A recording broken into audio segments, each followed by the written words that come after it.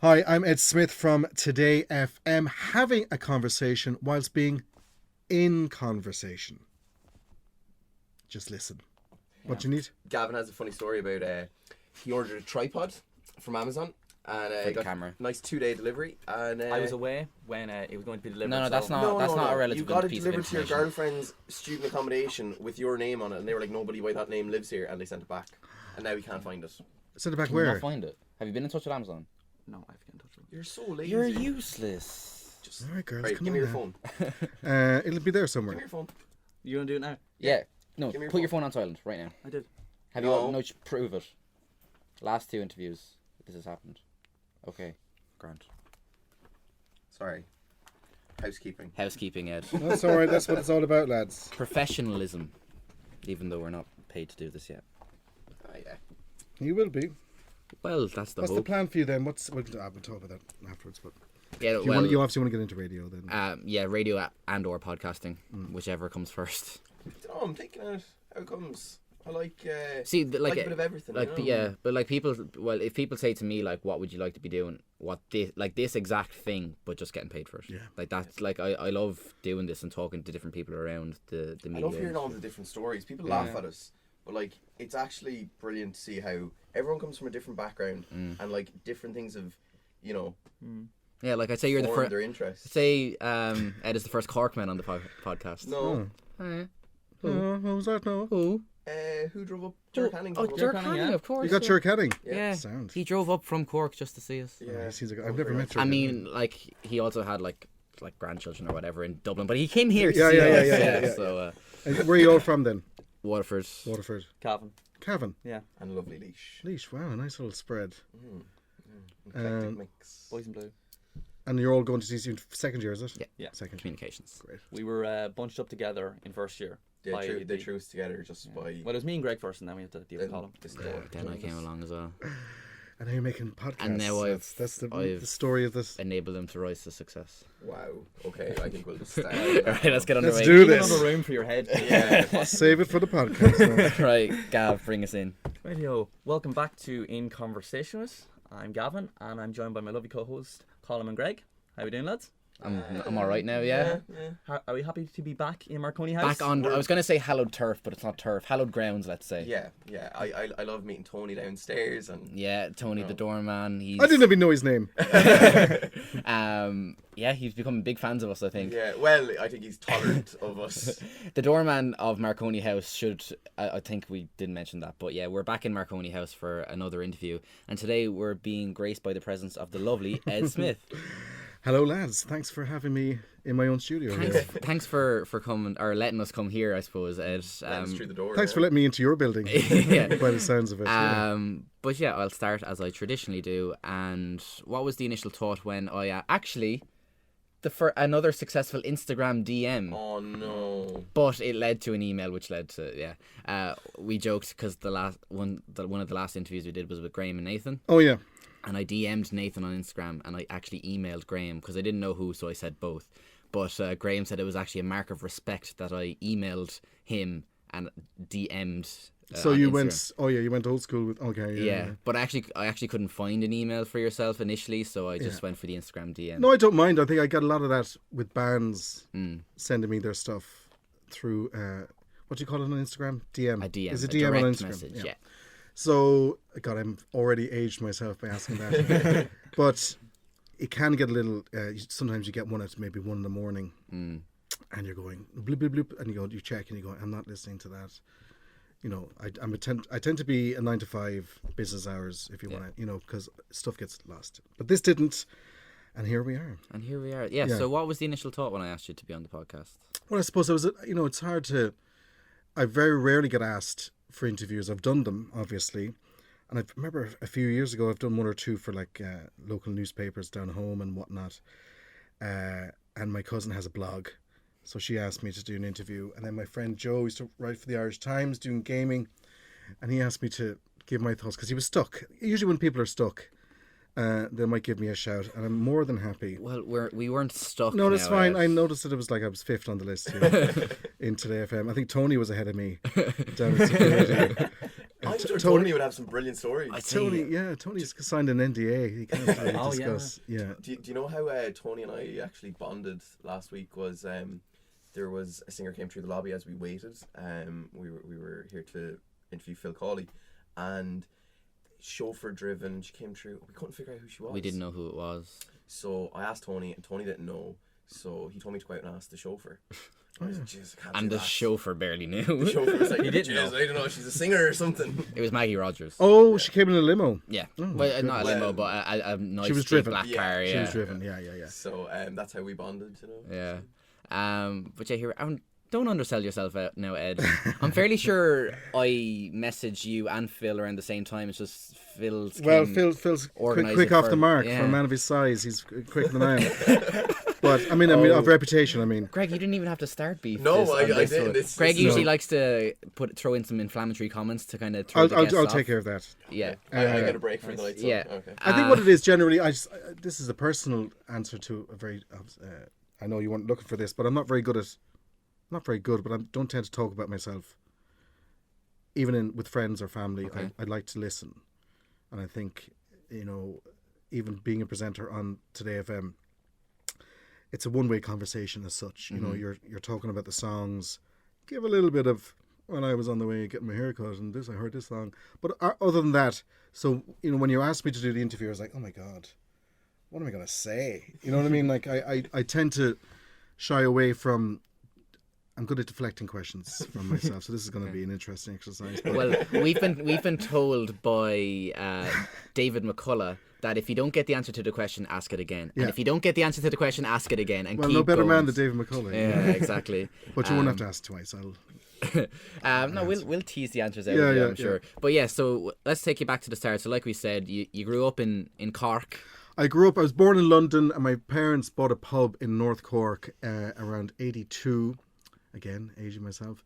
But so we moved, I was about 6 or 7 and moved from London to a very rural part of North Cork. Everyone talks about East Cork being beautiful and then West Cork's being beautiful.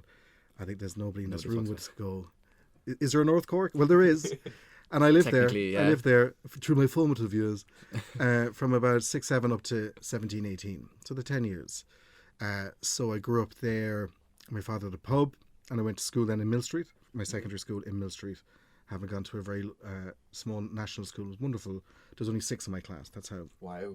Yeah. Oh, there was 12 in mine. I thought that was Eight that. in my, Yeah. well, my whole school there was 28. Oh wow. Yeah. That is small. There you go. I lived behind the school as well. I used to go home for my lunch. Oh, fantastic. We were always envious of kids that were able to go home for their lunch. But so that's where I went to school, and then I left Mill Street in 94. I was originally going to do law to please my father. Not that he asked me to do law, but I think it would be something that he'd like to tell me. Colwell, what college? I was going to do UCC, In UCC, okay. and thankfully then we were given a prospectus in school, and I happened to be flicking through the DIT Angel Street the course they had there, and I saw communications, and I read the course description. I suppose with the benefit of hindsight, you can dramatise this moment, but there was a bolt of lightning, and The stars the aligned. crows fled from the trees. Yeah. A child Big started city was with, calling. yeah. So I was like, listen, about the whole law thing. So thankfully the CEO had the change of mind for him, and saved many a bacon and destroyed many a life, I'm sure, over the years. So I went to Angel Street then. What was your parents' initial reaction when you said My it? mother was absolutely delighted. My father was confused. I questions. think she, as many Irish mothers do, very indulgent of her son, and was happy to see me kind of take a path away from. I think law wouldn't have suited me. I really don't think, as my personality has developed, really over the last whatever number of years, I wouldn't have been. It wouldn't have gone well. I can say the same. I was doing, at the start of last year, I did 2 days of economics, politics and law in DCU, and then switched into communications because I decided after 2 days that law was not for me. Yeah, I think it takes a very particular Yeah.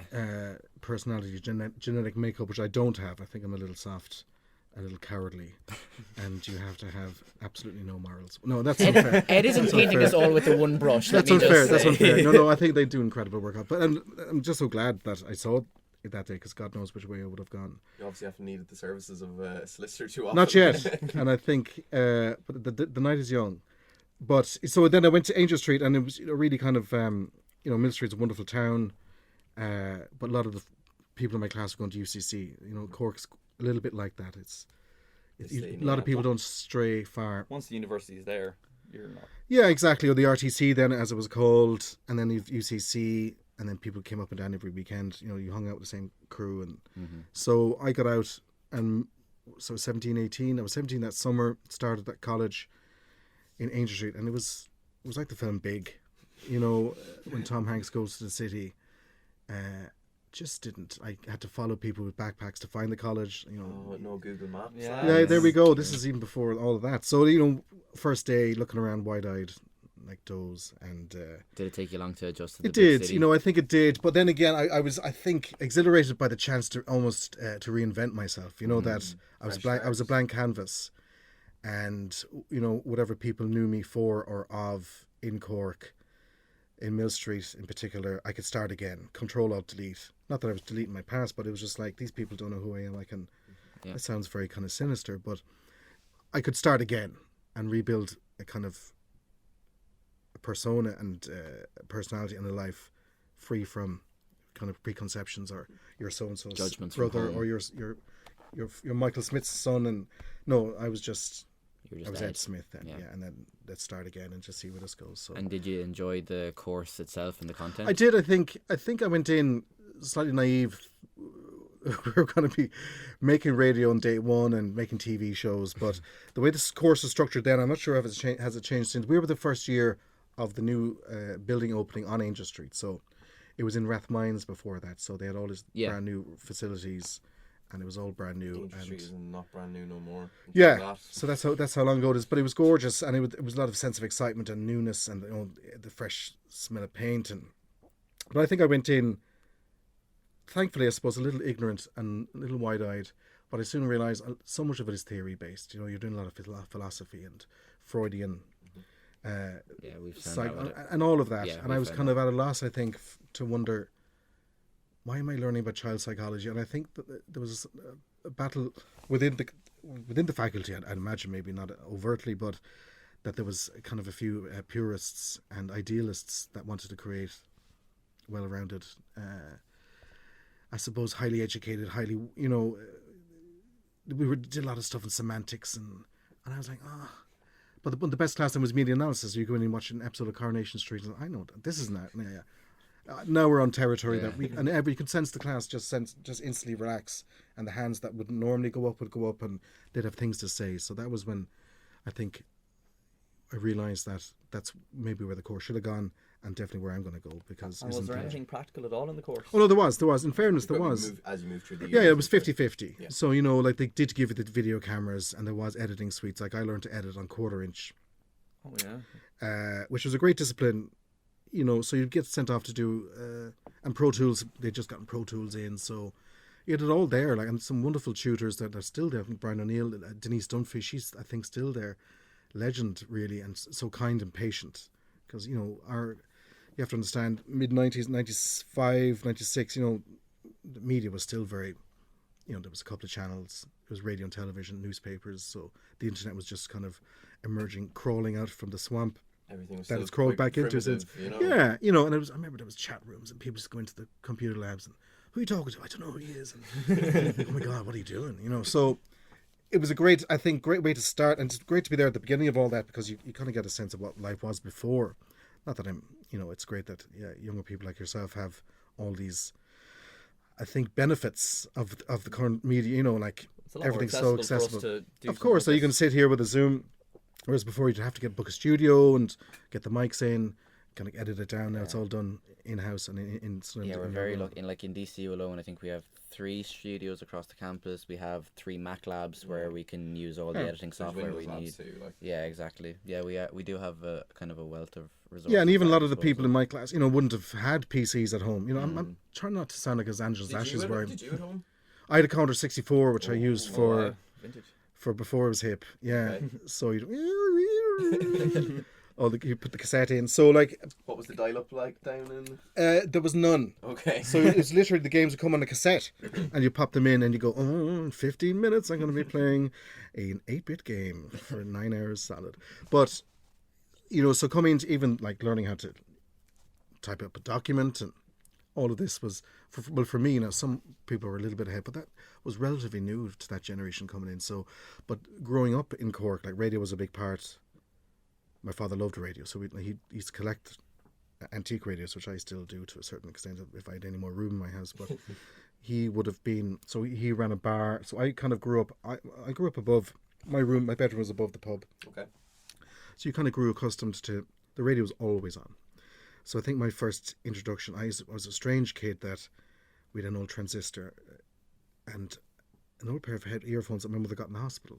Only one of them worked, so I'd put one into one ear because the other one was useless. And I was about 9, 10. I used to listen to a presenter on Radio 1 called Val Joyce, who is still a massive radio hero of mine. He used to present Late Date, which is still going, but he would have been one of the legendary presenters of that. And his choice of music was so eclectic. So 1 minute you're hearing, Johnny Mathis, the next is Finbar Fury, and you don't know where he's going to go next. And he had a beautiful delivery. It's perfect for late night.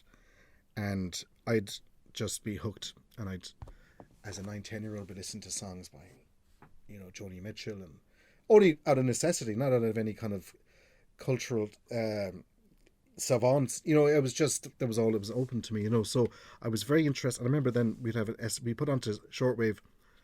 I was able to pick up James Whale on Virgin in England, which had only kicked up then. And there was a fella called Nick something, and he was just outrageous talk radio at night time. This is again before all the shock jocks. So my interest, unbeknownst to myself, out of necessity, was piqued. And my father every night then would have the BBC World Service on. And there's a particular piece of music, I don't know if you know, it's called Sailing By, which the World Service play just before they do the weather report for the sailors all around the world. So that would be the sound I'd go to sleep to. And I'm making it sound very romantic, and it was in a way. So I think soundtrack to your life. Yeah, it was, and I think and it was unconscious to myself that I was so into radio really because, of course, then you'd have Micheál Murhertig or Micheál O'Hare. The matches on Sunday were sacrosanct. Yeah. That was at a certain time. So your day was dotted. It was Gay Byrne's opening. That was, you're getting ready for school. He's giving out about Gay Byrne. Get in the car. My father watched most television. But he would listen to Gay Byrne and give out about him. And then that was and these are the times when it was only Gay Byrne or Jerry Ryan. Jerry Ryan with an incredible amount of listeners. And it would change. It had the power then to change lives or change the country, that these were the glory days in many ways. I'm speaking of RTE now, but then, so I came into that. I was like, I think unbeknownst to myself, I was a massive radio nerd. And it was only until I went I'm sure, to a degree, being the son of a publican probably shaped your personality and your character to a degree. A very shy child, but I think the radio was, I'll always remember there was on a Radio Kerry, there was a segment called Dear John. And it was John, and I'm open to correction here. And thankfully, podcast listeners can't text in live because I will be corrected. A guy called John Slattery, he went on to work for RTE and worked for Radio Ireland and then to RTE. He'd do a problem page. It was called Dear John. So you'd have Dear John, I'm after getting engaged to a young girl locally and blah, blah, blah, blah. And I remember coming out of my sitting room, which opened up into the lounge of the pub. And there was 5 or 6 very local farmer types or local tradesmen with a pint in their hand, all gathered around the radio with their ear to listen to this problem page of some guy whose love life was gone to tatters or some woman, writing in. And I remember thinking, what, and there's television, there was sport on, but no, they were all gathered around. I remember thinking, Jesus, it was magical, really. And I think I really appreciated then, looking back more so, that Irish people have a very intimate, and you've heard this many times, I'm sure many people have said this, but Irish people they're nosy by nature. Oh, we're so inquisitive. Yeah, and I think that we talk a lot about being great talkers, or people speak about us being great speakers, and that's and arguably true. We talk a lot of bollocks, really, but which is true. We can say so much without saying anything in particular, but I think the great thing about Irish people is we're so nosy. And look at Liveline, I think Liveline's some of the best radio in the country, and people whinge and moan about it, but they're the ones that listen to it most because you're getting an insight, Joe, and you're going, what's she on about now? And what's her story? And that's the curiosity is fed by radio more so than television, I think, because you can see in television room to improve, it's also easy and it doesn't have the impact, I think, but if you're listening to, and podcasts have brought that back to a large extent, I think that we were just talking about on Matt Cooper's show there, the Dear John podcast versus the TV show. And I loved the Dear John podcast. I thought it was beautifully put together, supremely edited, and the interviews were excellent. And then it's transferred to television. It's lost its magic. So I think radio still has that. You know, sorry, I'm waffling on.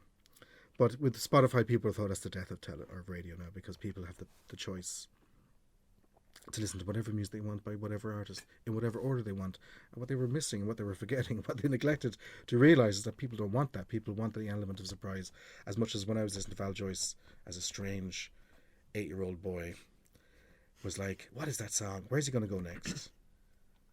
Oh, you know, and even to hear people's names called, you listen to Ronan Collins on Radio 1, people, it's a deceptively hard show to do. People kind of, I think, demean or kind of condescend towards Ronan Collins because he's only 50 minutes, and all it seems to be is just like, oh, this is Noel from Maura, who's, you know, married 40 years this year, and they're a big fan of Joe Dolan, blah blah blah blah. The connection he has with those listeners is gold, and it's very hard to recreate. And I see young presenters coming in thinking that just by saying this and that, and they don't have that, and that takes years to build. And I think the likes of those old school presenters, you know, it's easy to move on and go for your zany, zippy, wacky bells and whistles sound effects. But if you're not making that connection, then the show is lost. And people will react to that in their droves. And the figures go down, and people are going, yeah, but I had the good guests on, and I had the best music, and you go, it doesn't matter. Yeah, we've definitely heard that from a lot of guests who have been in TV and radio, that they prefer radio because it's a lot more intimate, a lot more personal. Yeah. And like, I touched back to what you said there, like, if you put on a song on Spotify and you listen to it in your headphones, whereas if you listen to it to radio and it comes on, you're like, oh. Yeah, and if you hear your name shouted out. Yeah. Or, you know, I think, like, never underestimate the power of hearing people to this day hearing their name on the radio. A friend of mine back at home who I work with, Oisin, he tunes into Jenny Green every Saturday evening because she comes on just as he's finished work. And he said that he got the first shout out of the night there on her show there a few weeks ago, and he said he was hopping around the car because he was so excited that his favourite DJ just said his name. You know what I mean? Exactly. And I think that people who've left Today FM to go work in television, they'll always speak with a sadness, you know, that kind of, you know, if you look at Matt's show or even my show, I work on my own on Sundays, so I come in and get the show ready during the week, chip away at it. The place is empty. It's just me. And Kellyanne comes in, she's on a give her wave, so just me in there, and the place is empty, and me and thousands and thousands of people just.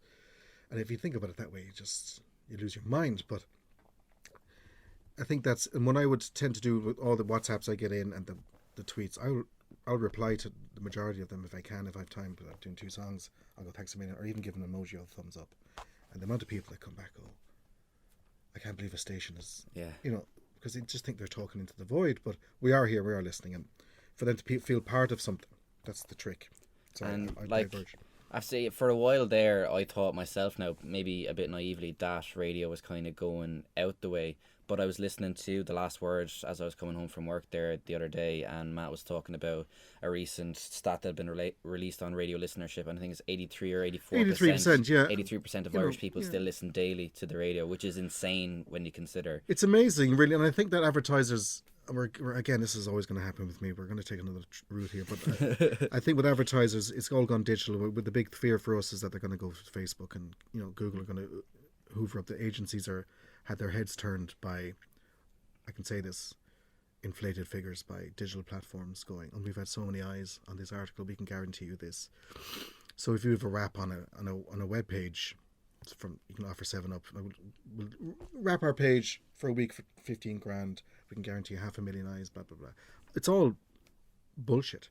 Because, and of course any advertiser is going, why would I pay Today FM twice as much for half that? The one thing about radio is, especially a commercial station, you have to listen to the ads. You know, it's as Alan Partridge says, they have to listen to me. It's forced into their ears. So if you're listening to the station, now some people might flick off, but the majority do listen. So they're not going to, you know, digital media becomes very like, it's like white noise, or it's just visual noise. There's so many things bombarding you. You're not really engaging, and it's been proven since. So hopefully they'll cop on soon enough to go that if you sponsor a show, or you pay for a certain package of ads on national radio, that it is getting into people's ears and into people's minds more so than if you wrap a web page that people are just so used to now going, it's just another picture of something that doesn't make an impact. Anyway, that's the business side of things. Where we go next? So I'm going to try and sort the whole business out. That Right? probably touches back on what Graham and Nathan were saying about it was Rob O'Hanlon about the videos, and like Facebook counts a view even if you just scroll by it. Yeah, and I think that there was some figures came out recently where, when you see a YouTube ad, you have to watch the first 5 seconds. Yeah. They will count that as A view. eyes on. Yeah. And it's, again, so much of it is because we're bombarded really on your phone, on your iPad, that I know the ads on radio are particularly bad, but it just becomes, none of it goes in. And I think that, I know radio has had to adapt with our online digital output has to be up to speed now, because that's how people engage with. So many of our listeners listen to us on their phones or on their iPads or on their computers and work with the headphones on, so which unfortunately isn't counted in the JNLRs, oddly enough. I'm not sure it is, but I think that you have to engage with how people but the fundamentals are still the same, that as soon as they do listen, that they have to have that connection with what's going on now. Each show is different. Our station's a one-stop shop for all different kinds, from Ian all the way to Paul. Ian's playing Ed Sheeran, and Who Paul I can will see finish with. just over there. There he Just is, as a yeah. quick side note. There he is, yeah. Looking intense and moody. Just give him a Galwaz now, it'll be the full package. But that's it. So yeah, I think, so I got into Today FM, I left college, and whilst it was a great couple of years, it was by accident really. It was a friend of mine was producing Phil Cawley, who you spoke to recently, Bridget, and she said to me, look, they're looking for people to do market research in the evening. So what we used to do was literally ring people, cold call people under the name, it was Irish Media Research. We used to pretend we were. This is how analog it was. So we'd have a sheet of paper, we'd ring them. Do you have 5 minutes? Okay, thank you. Do you have, and some people would, some people wouldn't, of course, because you're ringing it. What's the worst thing anybody ever said to you? I can't say it on a podcast, even on a podcast, but rightly so, But then a lot of people would go and go, okay, so can I just spare 10 minutes of your time, and you'd write down what you think, when did you listen to, what show did you listen to yesterday, this time, that time, and then you'd write it down, and you play them clips of songs. Have you heard this too often? Have you not heard it enough? Oh.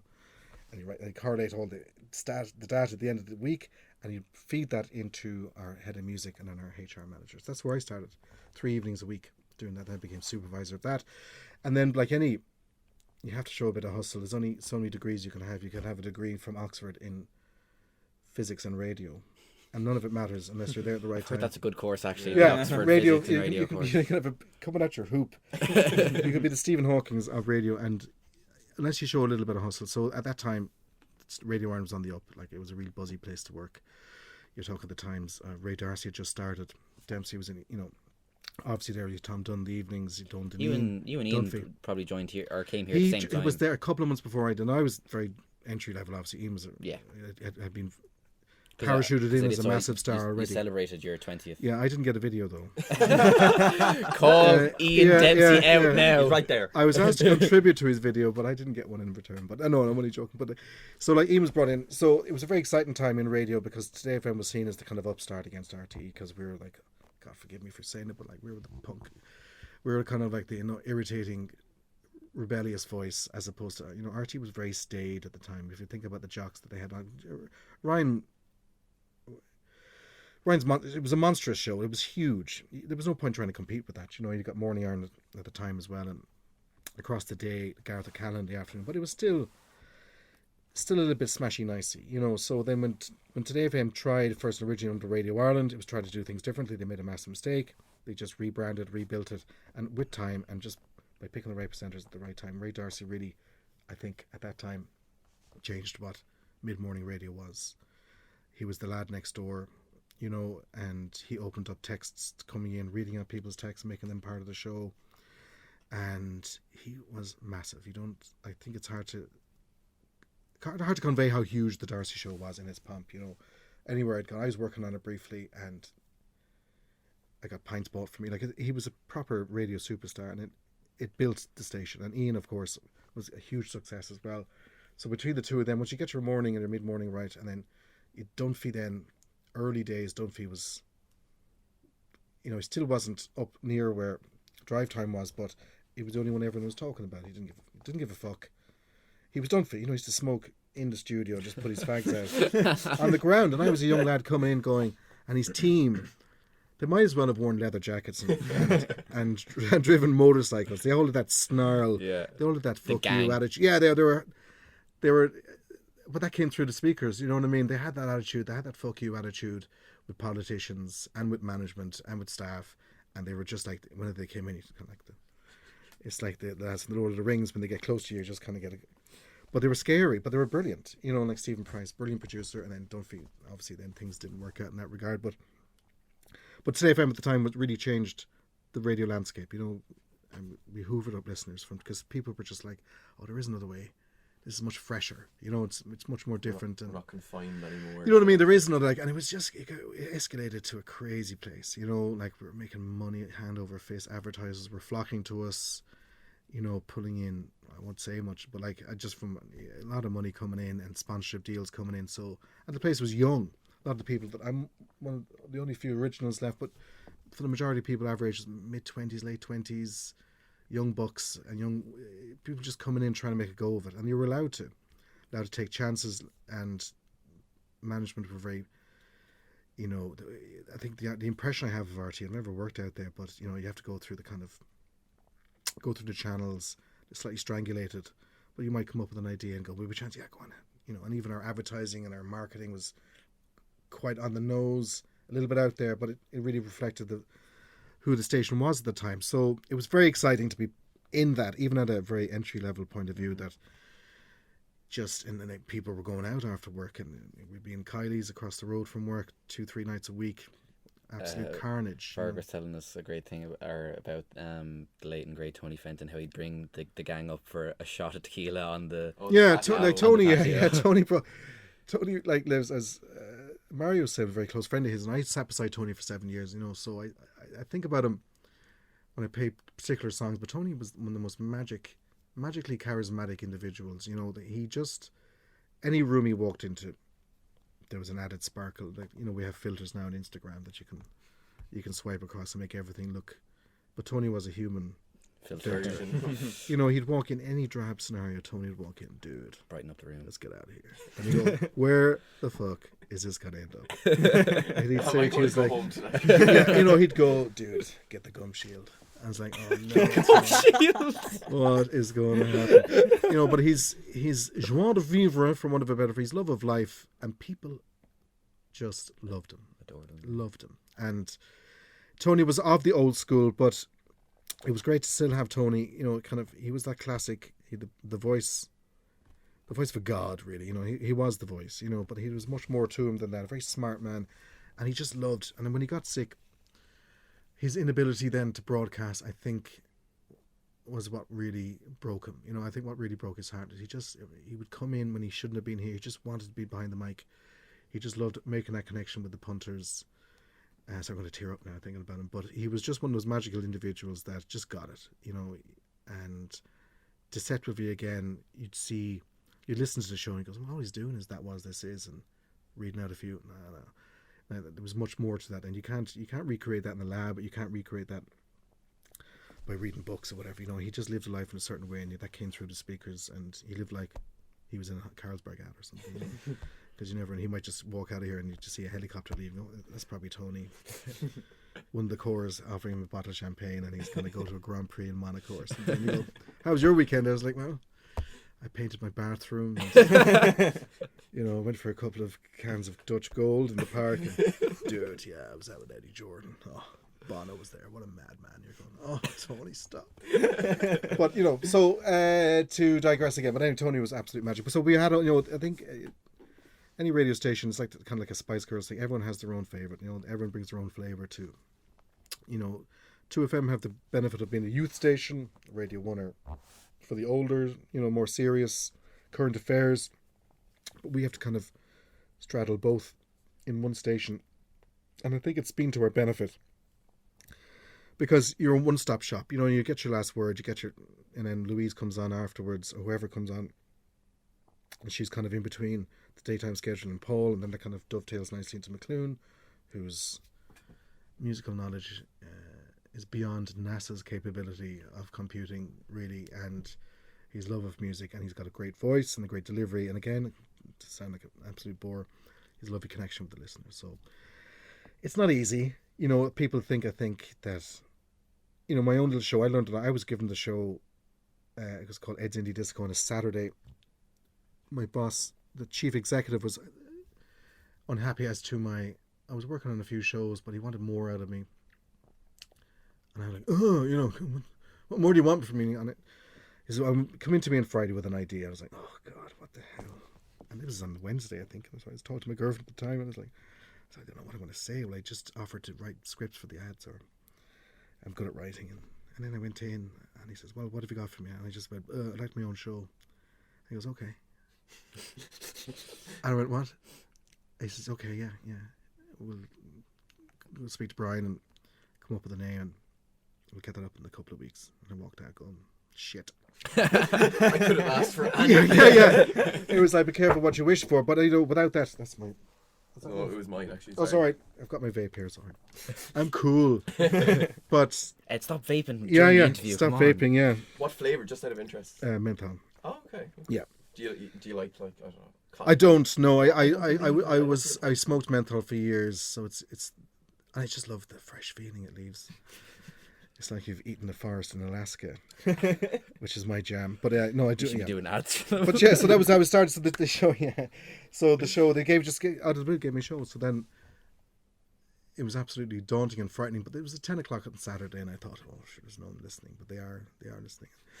But apart from being air checked by bosses at the time, it's the listeners that'll air check you quicker and more brutally.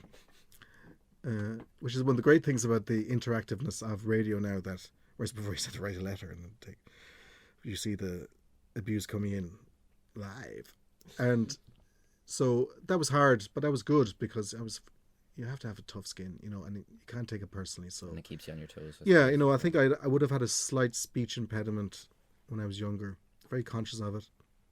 So I suppose it would kind of, with the nerves, and I would kind of a little bit, and people picked up on that, and I got very defensive, and which is not the right.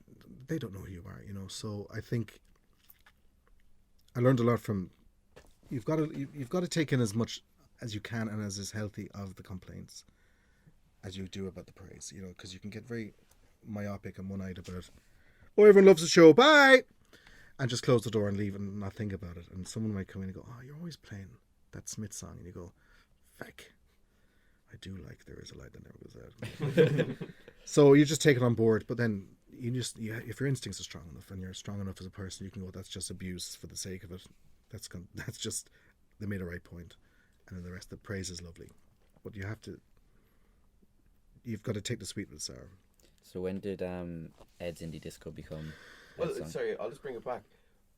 How big a tool has social media become for modern day radio? Massive, I think. Well, when I first came into it was just texting.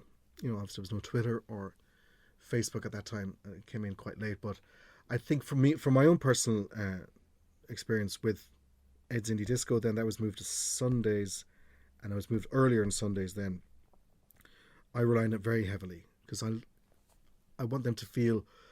The vibe I'm going for my show is like, it's as a devout atheist, I set it up as Ed Songs of Praise, as a kind of a church that everyone's welcome, and I want them to feel. This sounds very wanky now, but they for me to get it over the line. I don't have any brand. I don't have any marketing budget. I don't have any. I'm a small fish, tiny fish, you know. So I can't bark that loud. So I do a promo, obviously. Fish don't bark. Ed. Fish I'm don't just gonna bark. Fact check you on that one. I think okay? you'll find catfish. No. I'm sure there's a dogfish somewhere. And so I have to go door to door, essentially, on social media. So, like I say, I'll put up a tweet going, this week's theme is, I don't know, I did one recently on first dances at a wedding. It was around Valentine's. Irish people love weddings. Jesus Christ almighty. It's an unending mine of interest, so you can tap into it whenever you want. So I said, listen, what was your first dance at the wedding? And I'll do 3 hours of your first. I was going to do an hour, and then just put a tweet out. Let me know what yours was. Vroom, it went bananas. So I got the full 3 hours out of it. So they have given me my show essentially. So I'm very reliant. So I mean, some of the songs I wouldn't even have thought of in a million years. I was like, that's absolutely beautiful. Like, so I have to be respectful to them, and I always get back to them and go, thanks a million, even a thumb up or anything, because they are as much, if not part of the show. Someone, Radio 1 presenter who I'm actually friendly with, and I just put up another tweet about going, oh, this week we're going to do songs about cars, whatever. And it was loads of reaction. Oh, driving in my car, Gary Newman, and what about this one? What about this one? I was like, this is great. And someone, she's Radio 1 presenter, she goes, do you ever do your own fucking research? And I was like, oh, I've been snared. No, she's saying it as a joke, but she obviously curates her own show, and she put, but I do have the show in place. But again, to go back, it's just, it suits me and it suits them, because some of the stuff that they suggest, whatever you think you know about music, you don't know more than, well, in my case, 20,000 music fans collectively. Imagine going up against that in a pub quiz. You know what I mean? They're going to win every hands down. So you have to defer to their greater knowledge within reason. Some of the stuff you get asked to play is like, would you not? No. But then you're trying to be kind about it, but you'll give the shout out. Can you elaborate on any of those? Well, you still get requests for George Ezra, for example. Or, so Ezra's a bone of contention. Lovely fella and all as he is, but for me, because I hear enough of it during the day, that like this is the one place, not the one place, because Paul does it as well, but that's like you have a chance to ask for anything, just don't ask for anything, So some of the stuff that comes in, you don't know, have they heard the show before, that they just want to have a shout out, so you're always going to get those, but the majority of them are very knowledgeable. So I do rely on social media to answer your question in a very roundabout way a lot. What's your favourite platform? I do like Twitter now. Okay. Yeah, I like Twitter. I think Instagram, to me, far from the direct messages, I find it a very, asinine, slightly sterile and contrived platform whereby there's no sense. Description of Instagram. Yeah. It's not, nor is Twitter life, nor is Facebook life, nor is radio life, but Instagram, I don't want to live in that world, and that's not, and I think that with Twitter, it's, for all it's, you lift a rock, it brings out the best and worst in people, and I think it's the most representative of who we are as people, and I think one of we asked this question quite recently, I can't remember who it was, but they just kind of said Twitter is more real. Yeah. You have your filters on Instagram, you have your filters on Facebook. It's and I think perception you want to give. You're not going to get too much edgy stuff on, and maybe I'm following the wrong accounts, but it's all, this is a kind of very kind of censored, doctored view of what my life is, and good luck on them. I'm delighted you bought brunch. Those eggs look lovely. I think to describe Instagram, it's answering questions that nobody's asked. Whereas with Twitter, asks you questions that you don't want to answer. And I think that with Instagram, or with Twitter, it's uncomfortable, and it is a cesspit of vile, misogynistic, homophobic dogs. But on the other side, it is a real cradle of human kindness and decency. And I think you can instantly engage with somebody. So again, to go back to my own show, because I can't speak for other shows, but for my own show, again, I'll put the tweet out around 6. Here's what we're doing this week. So last week was 70s, 80s, and 90s.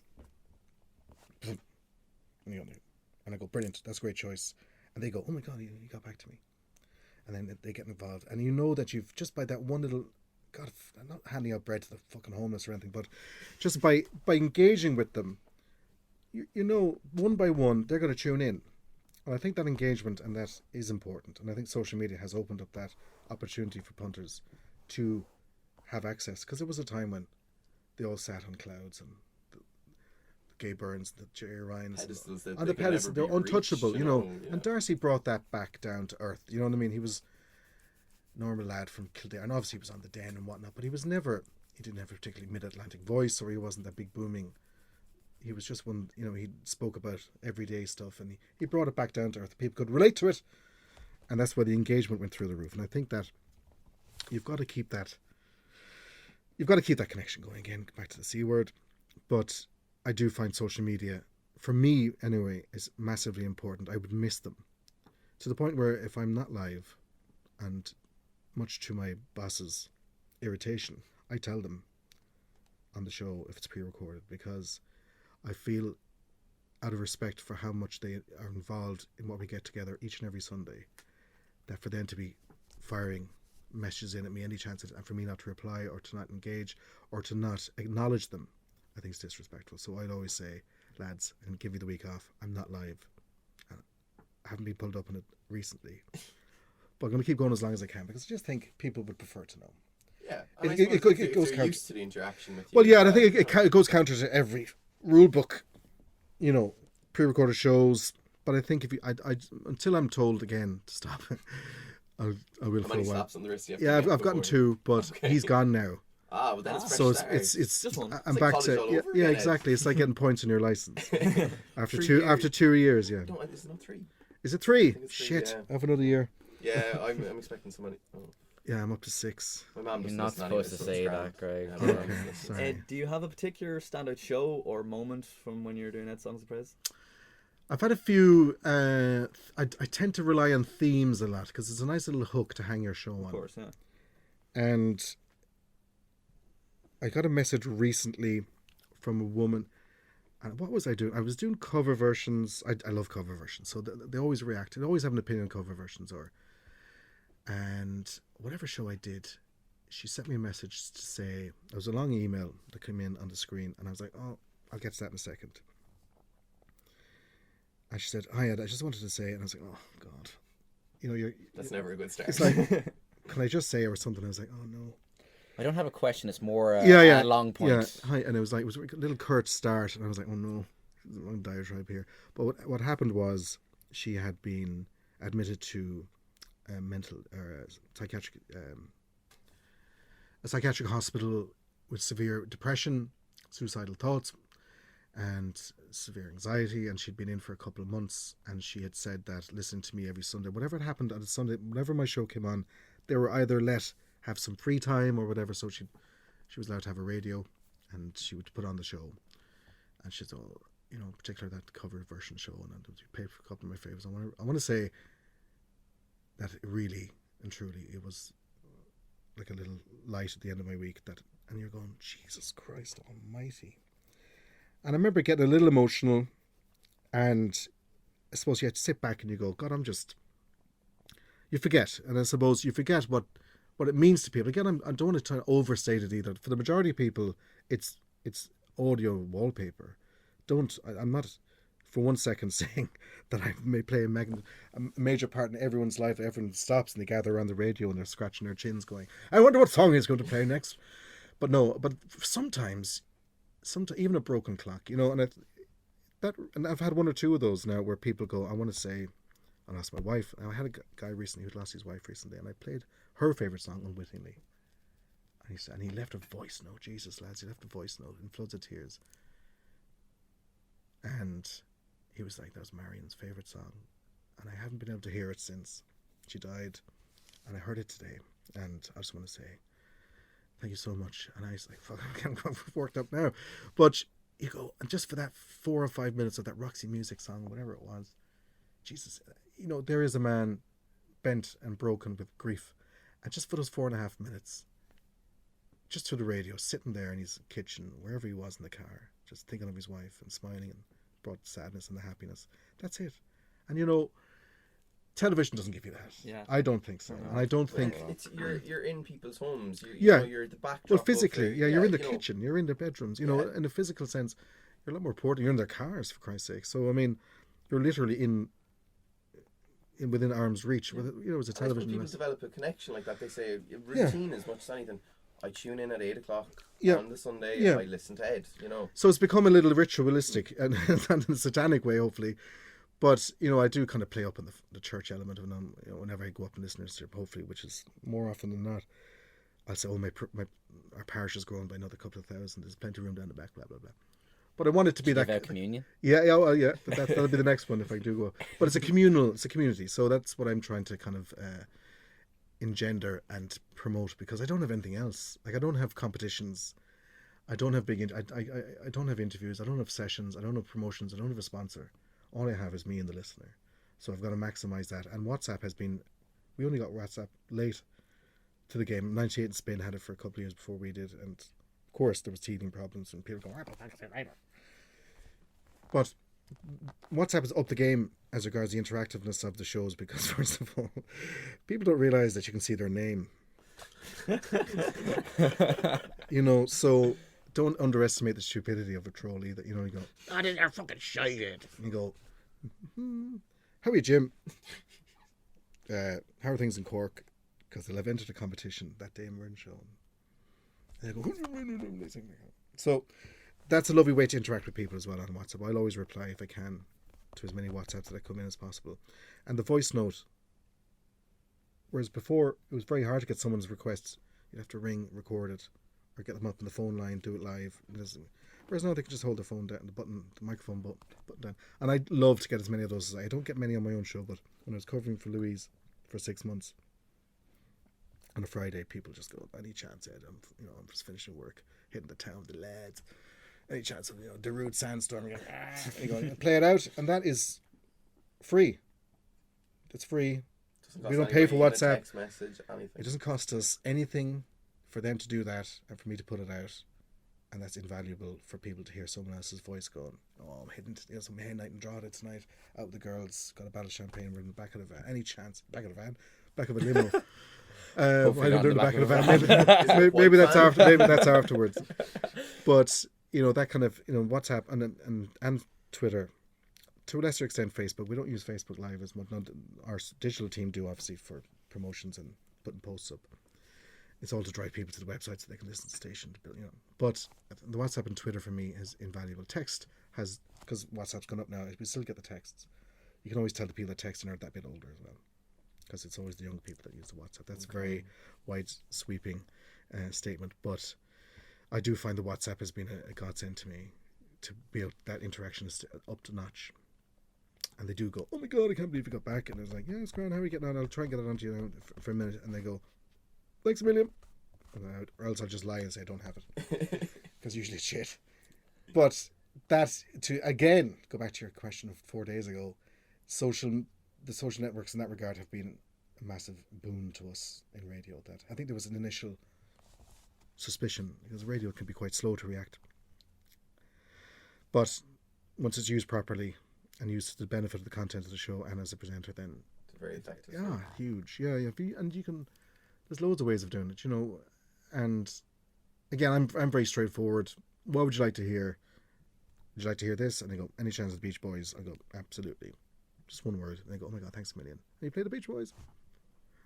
It's not rocket science. I know you've probably heard that many times before as well, but whilst it's not rocket science, it's not as straightforward or as obviously easy as maybe people assume. Let's talk a little bit about your musical tastes, if we can. And now I'm probably not the most qualified out of the three of us to ask you, Oasis, given that, given, I was going to give you a compliment, but I was going to, given that Gav and Greg as well are more into indie music than myself, but who are some of your favourite artists from down the years? I think, exclusive here now, I've tended towards, I've tended, as I've gotten older, I've never liked music as much as I did when I was about 15 or 16. It's almost, that pubescent, again, a bit philosophical here, but that pubescent time from 12 to 15, wherever you're just finding yourself. 20 for Gavin. 20. Any day now, they're going to drop it. Don't worry about it. And when you do, you'll have a voice like Tony Fenton. Yeah. But I think that intensity of that the feelings you have for girls or boys or whatever, that everything is so I can't feel any more than I'm feeling right now. That intensity wanes as time goes on. You resonate with it a lot. Yeah, I remember hearing in the back of my father's Opel Kadett when he ran into the shop in Mill Street Square, and Larry Gogan played "Smells Like Teen Spirit" by Nirvana. It would have been 91. And it was like that tracking shot in Jaws, the famous tracking shot on Schneider where Spielberg zooms in and pulls out at the same time. I was like, what's happening? I was like, what is this noise? I'm changing. So I turned, my musical werewolf moment happened, and I was like, oh God, okay, yeah. So you're kind of chasing the dragon from those days. I was big into The Cure then, and Nirvana, obviously, and Pearl Jam, and all the. But then REM entered my life. And I went through, I think, the IRS years like a tornado, to the point where my sister would cry. I played the Green album so often. She burst into tears one day because I wouldn't stop playing it. So she said, "Please, I beg you, please." I was like, "Oh, just one more time." So, and I think that intensity for REM and Radiohead then with the next ones, all your obvious ones, but I grew up in a house with country music and not proper country music. So as I've gotten older, I've drifted back to bluegrass a bit. I love Dolly Parton. I love, your George Jones, your Louvren brothers, going back to, so I've kind of tended back to my roots, as it were. Whilst I find it hard to get into, there's so much new music. It's hard to build a relationship with a band and that connection because they're gone because of the way the record labels are set up now, and the music industry is so disposable. Like Radiohead wouldn't exist now, or REM. They wouldn't be given a 5-album deal or development deal or anything like that. 2 singles in, didn't work. On to the next one. Like Pablo Honey wasn't a financial success, but they stuck with them, and then it was only till the Bends, obviously, and then subsequently did they really kick on. So I find the kind of the enemyization, going back to the Libertines and all that bullshit with Baby Shambles, that it all became about magazine covers and quotes, and the music became secondary. So as such, I've kind of shied away, and considering I present music, now not that I'm closed to new music, I do get loads of the Irish music scene's, I would say, up there with the strongest it's been in about, I can't remember how long, especially the hip hop and urban scene. It's just it's heartening to see. And it's gonna, it's only gonna get better and stronger, So I do love I love hearing Irish bands with something about them that's something different, and they're always so polite and lovely, and it's lovely to give them a little shout on my small little show. I give them a little boost. I'd go, listen, lads, if they're playing in Whelan's on 13th, if you have €8 in your pocket, support local Irish music. Here they are. Let me know what you think of it. Needless to say, they do let me know what they think of it. The majority of it's very positive, but at the moment, I'm reverting back.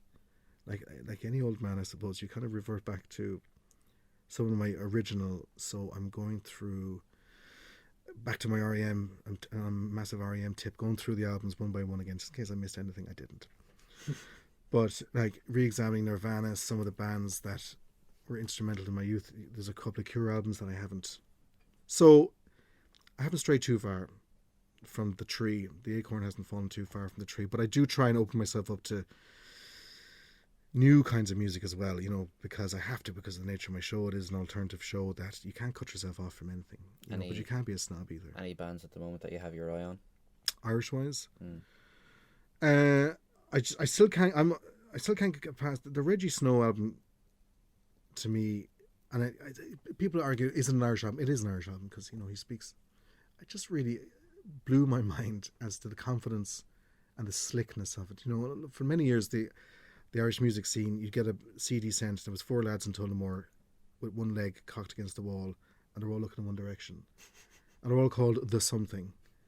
And sorry now if that one of you was in that band, but it was always the same. It's very samey, and it was all like, we're 4 lads. Our influences are Pearl Jam and Rage Against the Machine, and we like a bit of. And you're going all well and good, but it was all became like white noise. But over the last couple of years, I think BIM has had a massive role to play in that, and so it's allowed kids to be creative and take chances and take influences from the likes of Drake, and from Drake to Fleetwood Mac or whoever it is. Because when I was growing up, Fleetwood Mac were a dirty word. Like Rumours was like, it was the antithesis of everything that was. Now they're adored. Tuesday, like Jesus Christ, one of the greatest bands of all time. So I think it's allowed. I would people use the word phrase guilty pleasures. Oh, we're going to play a guilty pleasure track. It's like, shut up. There's no such thing as a guilty pleasure. You know what I mean? You might, if you like Richie Kavanagh, or you like Count Basie, or you like, it doesn't matter, you like the Wiggles. If you like it, then what of it? I don't think you should be ashamed of, although I've given out about George Ezra. That's not his fault. No. It's our fault. He's a great songwriter and a great radio pop single purveyor. But that's not his fault that we play him. I work in a hotel at the weekends, and we had a wedding the week before last, and we were sitting inside, it was a bit quiet, so we were just tipping away, and sitting on our arses, and he must have gone through, I'd say, half of George Elster's. The Staying at Tomorrow's, Yeah, he's huge, and he's a nice lad by all accounts. But just speaking of it, there's a band called Tallis, or a fella called Tallis. I got the album last week. Has a very unique sound, and there's something special and magical about it. Now I'm a judge on the Choice Music Prize this year, so I've had to listen to loads. Some of my choices didn't make it, but that's just the nature of the business. But there's loads of great stuff out there, and especially, again, everyone's saying it and they're right. The hip hop scene from when I was coming up, it didn't, like, to me, white Irish lads rapping just didn't sound natural. We actually had some hip hop artists on Tevi Rex. Yeah. But it's come on leaps and bounds from what it was when I was... Matt and Daffy are good friends of the show now. We had them on last October and they're fantastic. Like, Greg was a skeptic at first. Now, I was turned on to him by a few friends from college. I hadn't really listened to them a whole lot prior to the interview. Prior to the interview, and it was only after the interview, and you said that in the past month they're probably your most listened to artist. Definitely they're my most. Yeah, and it's great that people are more open to it. I mean, there was a band, Messiah and the Expert, I don't know, they're before your time. It's like they're coming back now again. It was just a guy sampling, brilliant DJ, and a fella emceeing. Two white Irish lads you'd never seen in your life, but the sounds they created were just so fresh, so different compared to the grungies and the navel gazing, whiny. And then there was the the swarm of men with feelings and guitars that would achingly tell you of their woes, and you're going, Jesus Christ Almighty, shut up. So this is so welcome. Thinking of picture this when you're mentioning this. Like. Yeah, that just call out.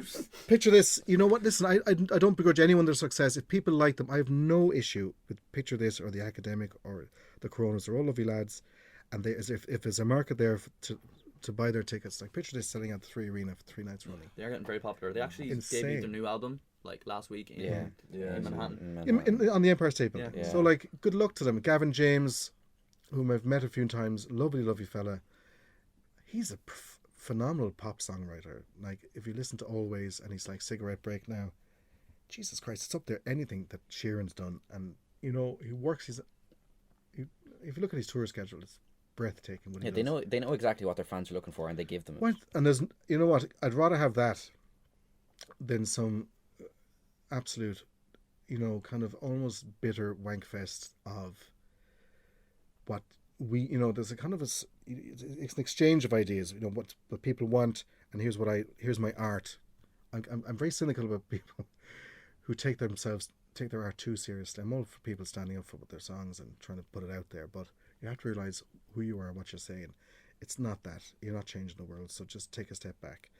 But you can make an impact. You can make a difference by making people dance, or reminding people of someone, or whatnot.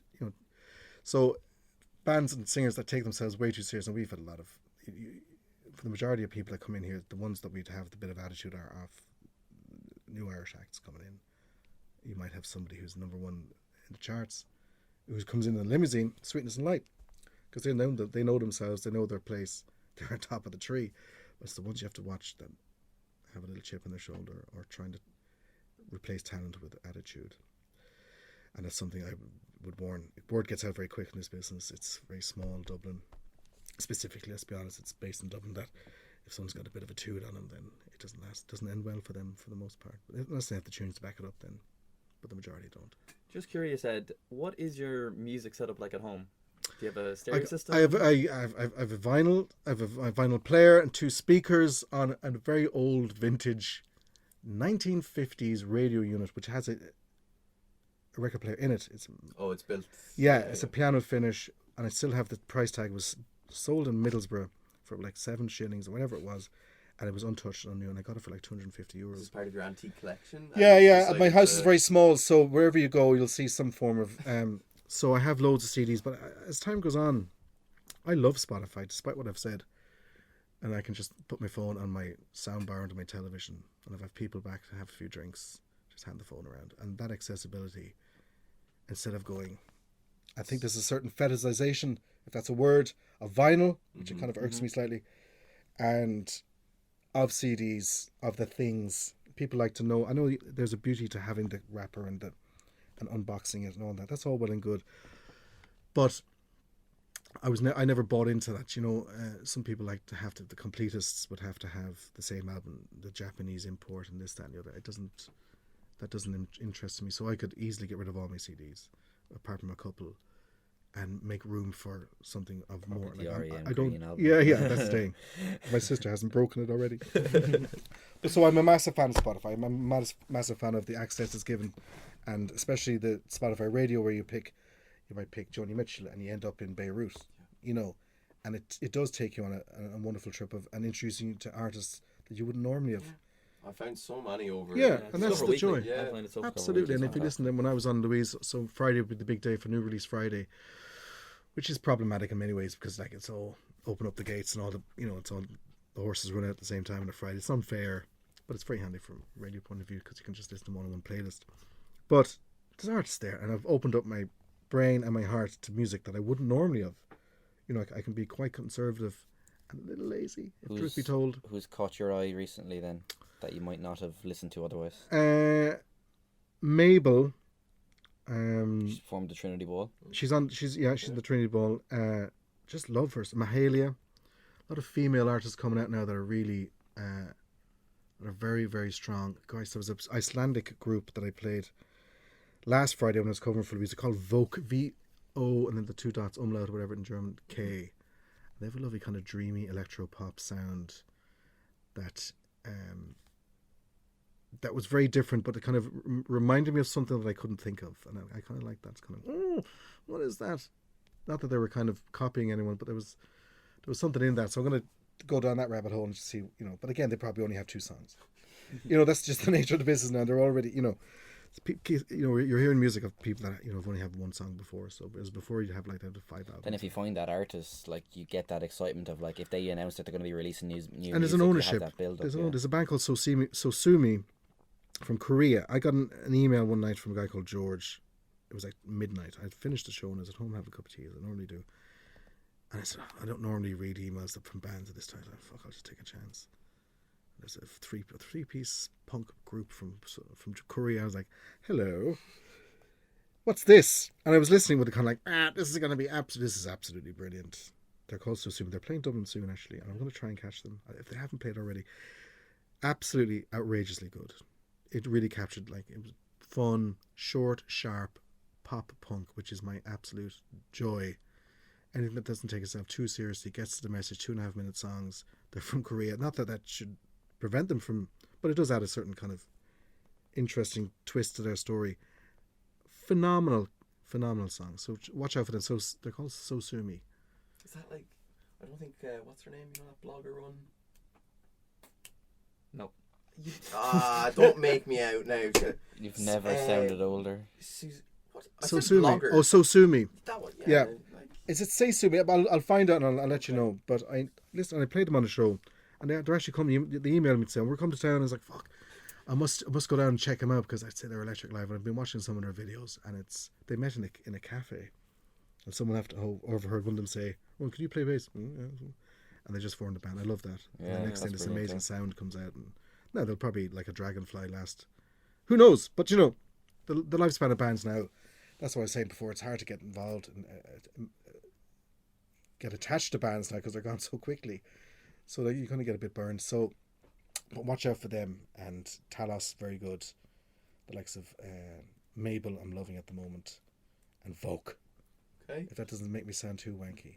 And listen to Dolly Parton, lads. Go back to Dolly Parton. Okay. Ed, how else do you rewind or unwind when you get home?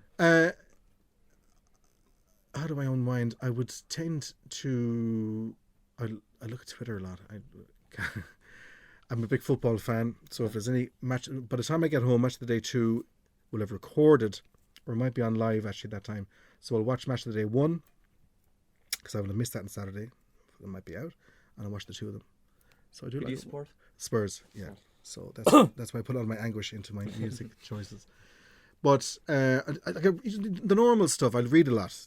And I watch a lot of Netflix. Nothing of any, I don't do any mountain climbing or... I spend a lot of time on the phone with my friends. A couple of nights a week, would spend an hour or 2 each. Very good. Just simple pleasures. The simple pleasure. I love tea. Yeah. How do you take your tea? I take my Barry's tea with 1 sugar and very strong. Okay. As Paul McClune said, when I first started working with Paul, Paul has never turned down a cup of tea. He's never. I'm going to go into he could be in the middle. And be like, he Paul. could be in the middle of interviewing Paul McCartney, and he'd say, "Paul, I'd have a cup of tea." So I remember saying to him, like, "Paul, do you want a cup of tea?" I said, "How do you like it?" I didn't know him that well. He goes, "I don't know if I can say this." Yeah, Gandhi coloured. And I knew exactly what he meant. I was like, "What? You can't say? Oh, fuck, it works, yeah." Yeah, no, I instantly knew what you meant. Yeah. Candy coloured, and he didn't mean it. It was just like, he's just got such a beautiful way with words. Yeah, candy coloured, and I was like, "Oh Jesus, that is perfect." And I brought it down, and there he goes. That'll do. That's the wee man's face, and I'm all. But that's it, really. I try to go. As time's gone on, gigs for me, I find it a little stressful because of the talking. And I become a little self-aware of where I am at gigs now because it kind of gets in the way. But I try to go to as many as I can. What was your most recent gig? Oh, Jesus, I can't remember. How was that for you? We'll tell you about our experience last night while you have a think. We went to the Academy last night for Hippocampus. All right. Yeah, we had a great time. Yeah, very good. Yeah. I knew one song going into it. The boys are mad into them, but yeah, I really enjoy them now. I have to say, Colin was 100% sober as well. Yeah, but I've been off the booze now for 7 weeks. Oh wow. So I've been avoiding. That's why I can't remember. It was last year because I DJ in Whelan's. Mm-hmm. I would tend to sneak in. Was it? What's your man's name? David. Oh my God, this is terrible. I can't remember. Irish singer-songwriter from Dundalk. I'll think of it. Okay. But I would tend to sneak in. Not sneak in because I'm getting in for free anyway. But I'm on at 10:30. I'll get in around 9:30 and get an hour of the band. I think the Vagabonds are on. They were a good crack actually. And then the Christians run. So you get the most random. You don't know who's coming in. I don't like to know. It's just walking and go, oh my God, it's so and so. So because I'm off the booze, I'm avoiding any situation. I know we were supposed to meet in PMAX. But I changed it because if I get into PMAX, it can end badly. So I'm trying see where the night takes try to us. minimize my exposure to temptation. So What would be your tipple of choice? Gin and tonics. But again, to sound like the hipster wanker I most likely am. I'm going to say Hendrix. No, but I was drinking gin and tonics. I was drinking gin and tonics in the night, like in Irish there. Before I used to be mocked roundly for my gin and tonic drinking. What are you not for? When are you going to bingo out? Wow! And now look at them. Paying €11 for a massive bowl. Those mainstream bastards. Yeah. There's a lovely one from Jackford gin from Wexford. It's made from potatoes. Okay. I love Dingle. And the PMAX gin and tonics are absolutely mind blowing. Now they're €11 a pop, whatever, between €9 and €11, but they're worth it. What's so special about it? I love the. You know what it is? I love the circus and the drama of the bowl and all the fruit, and I love the fact that I can. You know, you're a barman's nightmare. For better or worse, I'll just go into my local and go in Walsh's and Sunday, but the best pub in Dublin, and go, Ed, what do you have? And have a gin and tonic. He looks at me and I go, one of your fancy ones there. Yeah. And he go, oh, fuck's sake. So he throws in strawberries and fucking thing and whatever. And I'm like, ah. So I do love gin and tonics. And the thing is, I can drink them and not get. But if I'm on the pints, it tends to hit me a bit quicker. So gin and tonics, huh? Same with Colin over here. Yeah. But then there's only so much you can afford gin and tonics. You have to generate around 80 quid. You're gone. But or else I do like a bit of hop house.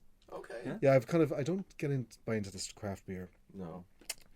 I think it's a lot of talk, and they don't taste that nice. No, they don't. The majority of them, and I think people, my friends are big into them, but I think it's a lot of fucking posturing, and I don't think you can tell the difference. I think Hop House is a fine beer. But if you give me the Monk's Ballsack from Belgium, it's 8.3% and it smells like wet dog and it's brewed and you go, and it does. It's horrific, and it's €9 a bottle. You're going, yeah, but I don't understand. No, I do understand. I'll have a pint of Carlsberg, please. Thank you very much. Yeah. So I don't, much as I am with my music, same as I am with my music. I don't buy into all the bullshit. So it's just. I have a nice a leash gin for you. Oh yeah, it's only literally up the road for me. Brennan's Botanical Gin. Oh, it's very nice. Very comes nice. In the old like the clay bottles. Oh, lovely. Yeah. It comes like that. It's sealed with wax on the top. Gorgeous. Brennan's Botanical Gin. Drunshambo's nice as well. Drunshambo is nice. I think a lot of it it boils down to the tonic. Yeah. It's only as nice as there's a place called Listoke outside Drogheda. My girlfriend brought me for a trip where you make your own gin and you can stay the night. Oh. So they give you a 3-hour class and you bottle your own gin, they give you food. If any of you are looking for anything different to do, okay, go up to Listoke, and the gin Ali made was outstanding. It lasted about a week. I was supposed to keep it for a special occasion. Not a special occasion, turned out to be Saturday. So it's all gone. But anyway, we've ended up in gin. That's always the way my nights end. Why do we always end up back here? Yeah, it seems to be the circular matter of things. Is there anything else now, lads, that can help? Was there anything that I suppose brought about your choice to go off alcohol for? I think it got to a stage where over Christmas I had 1 or 2 nights out. Whilst I don't drink in the house by myself, I don't see the point. I don't drink for the taste, or I'd rather have. It's the social aspect. Yeah. So what was happening was what has happened over the years. I'd be last man standing. I can go from 5 to 5. Okay. So, and it wasn't doing me any good, health wise, and it wasn't doing me any good mental health wise. So I had a couple of not incidents to make them sound like they were, but I had a couple of nights out over the Christmas where I felt the next afternoon, in fact, that I was like, this needs to. I need to just give this a rest now. I'm making it.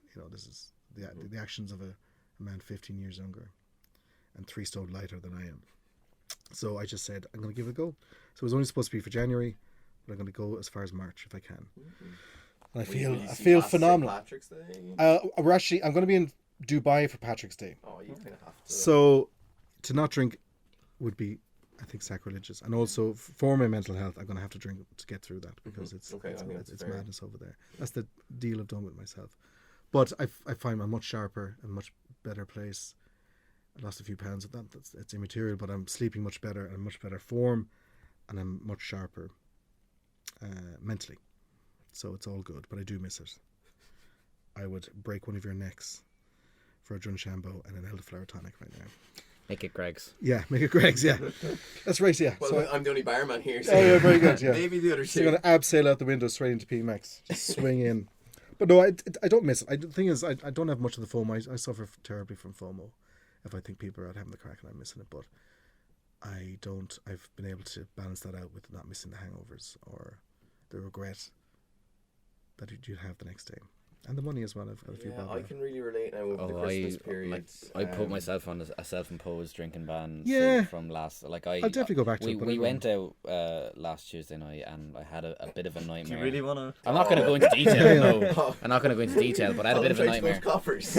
Oh. I actually did end up in Coppers somehow, but I don't remember any of it. He didn't actually believe us that he was in Coppers till he seen the stamp on his wrist. There you go. Yeah. So they're the nights you can't remember, the ones you want to forget. Yeah, so and I had a case of the fear for like the next 2 days. That's it, yeah. And as you get older, like I'm 43 this year, and I think that the fear, that monkey on your back, he clings on that bit longer, and he digs his nails in that bit deeper, and you just can't. The recovery period, and it's genuinely like I would have spent thousands last year, thousands of euros on booze, if you think of all the nights went out. Yeah, it's minimum it 70, adds up, 70 yeah. 80. It's maybe 4 times, so thousands of euros. And I can probably name 3, maybe 5 nights in one hand that I can remember that were any of any. The rest is just. Yeah, like I said, like we went out last night. The boys obviously had a couple of drinks to relax themselves, whatever. I stayed sober, and I still had a great night. So. Yeah, no, I'm not saying I'll never go back to it. No, I do miss the looseness that comes with it. The giddiness. The giddiness, exactly, and you kind of it's a great way to unwind, and unfurl your body and your soul to kind of just go and to forget things and to remember things more so, and to be able to talk to people more honestly and to be able to listen better and all that kind of shit. But then I wasn't able to go past. I wasn't able to stop beyond when I should have gone home. Yeah. Whereas I'd be like a werewolf going, "Come on, let's keep going," and we'd end up in all kinds of scenarios that. So like everything in moderation. Yeah, but it's okay to have. I don't mind. I'm not going to rule it out now that I'm going to have an absolute blaster when I do go back on it. But then I got to dive back down and just for a couple of weeks, and then because I know it's in me, it's in me. It'll never go away, because I wouldn't even when I'm watching a bit of football. I wouldn't have a bottle of beer. I was like, it's boring. Or someone might say, "We'll go for one." And no, rather going for 12, or I'm not interested. And that was the problem. So I wouldn't be able to just go get 3 in. I'm like, we're out for the night. I might have a meeting in the morning, and all that goes away. Because that just takes over the need to keep going. So I had to put a stop to myself. Put a stop to me. There's a tagline you can have for free.